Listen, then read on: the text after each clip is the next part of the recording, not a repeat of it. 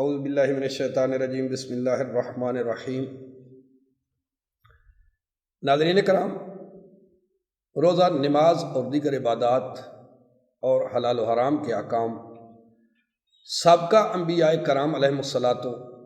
السلام پر نازل ہوئی ہے، اور ایسے ہی نازل ہوئی ہے جیسے ہمارے پاک پیغمبر اطہر حضرت محمد مصطفیٰ صلی اللہ علیہ وآلہ وسلم جو کہ سید الانبیاء ہیں ان پر نازل ہوئی ہیں، جیسا کہ سورہ بقرہ کی آیت نمبر 183 میں ذکر ہو رہا ہے۔ اور تصدیق کے لیے اتنا کافی ہے، چونکہ ہمارا موضوع آج کا رمضان المبارک کے حوالے سے ہے، تو بس اسی حوالے سے ایک آیت میرے پیش نظر ہے۔ معصوم اللہ وحدہ لا شریک فرما رہے ہیں،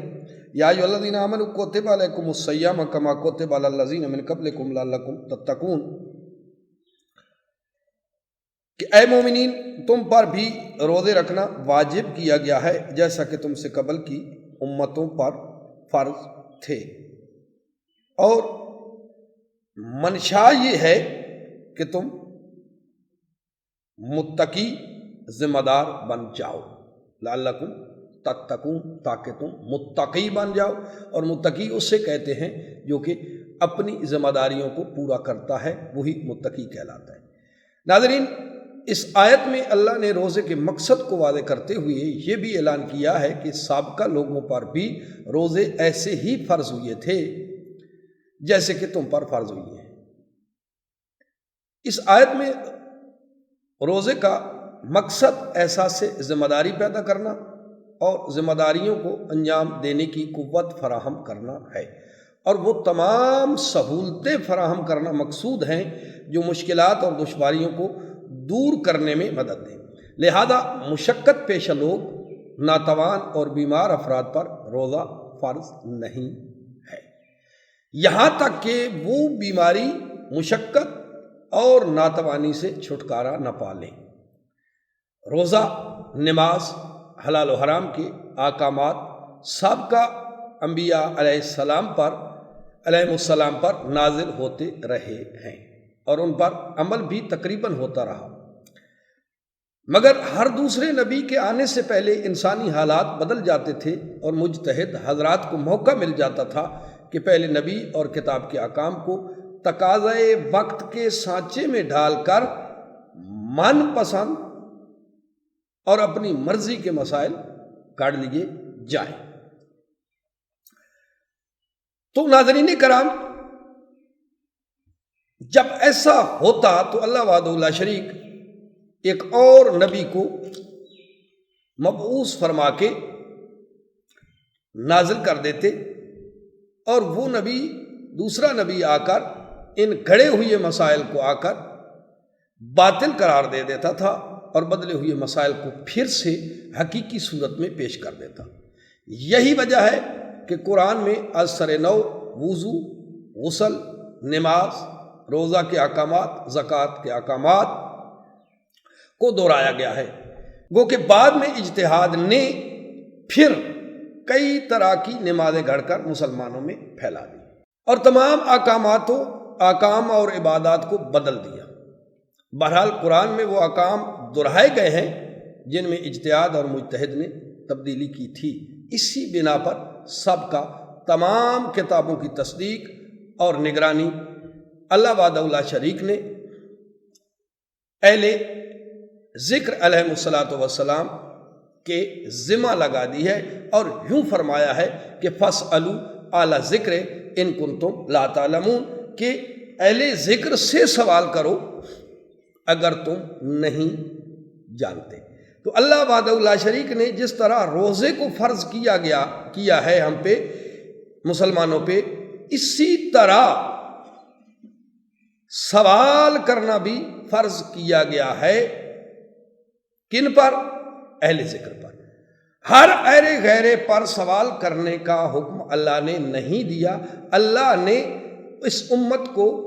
پابند کیا ہے کہ اہل ذکر سے سوال کیا جائے۔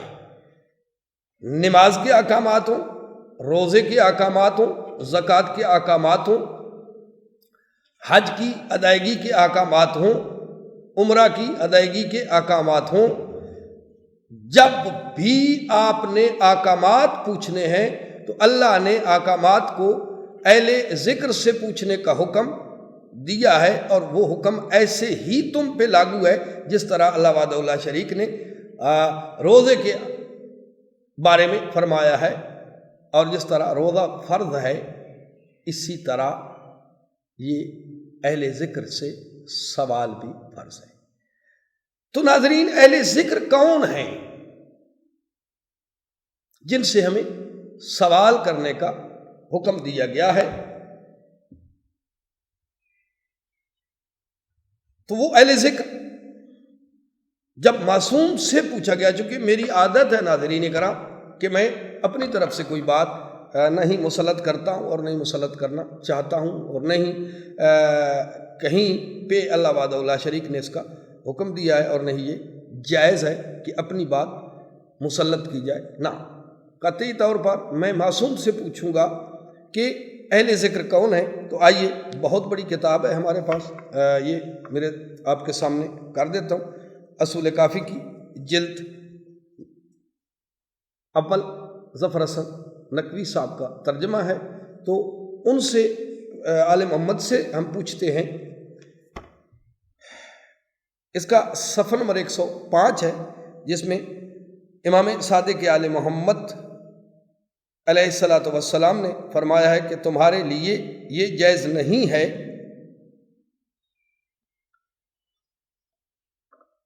کہ اس امر کے متعلق جس کا تم کو علم نہیں اس کو کرو، بہتر ہے کہ اس سے رک جاؤ اور رجوع کرو اس امر کے بارے میں ائمۃ الہدیٰ کی طرف،